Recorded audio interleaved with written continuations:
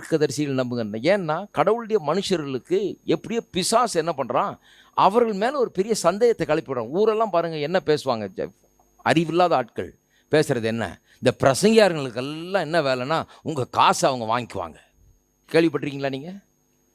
நான் ஒரு முக்கியமான ஒரு சத்தியத்தை இந்த சபையாருக்கு நான் சொல்ல போகிறேன். ரொம்ப ஜாக்கிரதையாக இருக்க வேண்டும். பிரசங்கியார்கள் உங்களிடத்தில் காசு பிடுங்கிற வேலையை தான் பண்ணுகிறார்கள் என்கிற காரியத்தை நீங்கள் நம்பி அதை வாயை திறந்து பேச ஆரம்பித்தீர்கள் என்றால் நீங்கள் சித்தி பெற முடியாது. நான் சொல்கிறேன், நீங்கள் பிழைத்திருக்க வேண்டும் என்றால், வாழ்ந்திருக்க வேண்டும் என்றால், கடவுளுடைய மனுஷன், கடவுளுடைய வார்த்தையை பேசுகிற மனுஷன் அவசியம். அந்த ஆளை நீங்கள் நம்புறது அவசியம். அப்போ தான் அவர் சொல்கிற பேச்சை நீங்கள் நம்ப முடியும். அவர் நல்ல மனுஷன், அவர் சொல்கிறது கரெக்டுங்கிறத நம்பக்கூடிய அளவுக்கு வந்த பிறகு தான் நம்முடைய வாழ்க்கையில் விசுவாசமே வளர முடிகிறது. ஏன்னு சொன்னால், அந்த கடவுளுடைய வார்த்தையை சொல்கிற ஆள் மேலே நம்பிக்கை இல்லைன்னா அப்புறம் எப்படி வார்த்தையை கேட்க போகிறோம் நம்ம? இந்த அம்மா மட்டும், இந்த தீர்க்கதரிசி உன்னுடைய வீட்டில் என்ன இருக்குதுன்னு ஒன்று போச்சுப்பா, பிரசங்கியார் வந்துட்டார், நானே கஷ்டப்பட்டுட்டு இருக்கிறேன், உன் வீட்டில் என்ன இருக்குதுன்னு கேட்குறான் பாருந்தாள். இதுதான் பிரசங்கியார்களுக்கே வேலை அப்படின்னு அந்த அம்மா நினச்சிருந்ததுன்னா அன்னைக்கு கடங்காரன் வந்து இந்த அம்மாவையும் சேர்த்து கொண்டு போயிருப்பான். ஹலோ, இருக்கிறீங்களா? எவ்வளோ பெரிய ஒரு வித்தியாசம் பாருங்க. இந்த ஆள் வந்து எனக்கே ஒன்றும் இல்லாத உட்காந்துட்டு இருக்கிறேன், என்ன ஒரு கொழுப்பு இருக்கும், உன் வீட்டில் என்ன இருக்குன்னு கேட்குறாரு. கடனில் எல்லாம் தூக்கிட்டு போயிட்டான், ஒரு கூட எண்ணெய் மட்டும்தான் இருக்குது, என்ன இருக்குன்னு கேட்குறேன். இவர்கிட்ட மட்டும் அந்த ஒரு கூட எண்ணெயை சொல்லிடாத தம்பி அப்படின்னு பிள்ளைகிட்ட சொல்லி வைக்கும் அம்மா.